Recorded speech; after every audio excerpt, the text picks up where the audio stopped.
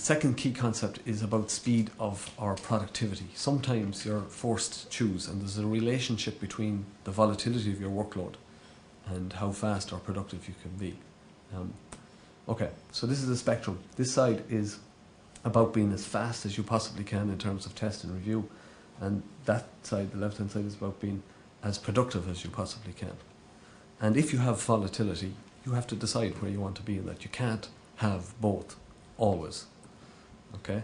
So the width is a direct relation of the volatility of the workload and or your mix of samples.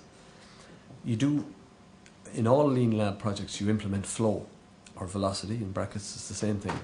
You can convert that, you can give that directly back as a reduced lead time in a very obvious way, or you can convert it into a productivity improvement or a cost reduction. So a lot of projects that we do, that is their focus. We create flow, we create the ability to test products when you start them very quickly, but that's not what the client needs. They need productivity improvement. So we don't tell the factory that.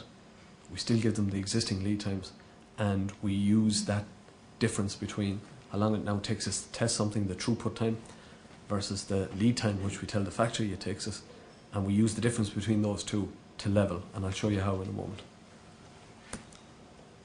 Okay, our view, by the way, is that you should aim to be as productive as possible within whatever the real value stream constraint is. So you might be a chemistry lab and there's a micro lab next door that has a sterility test that takes an enforced 14 days incubation.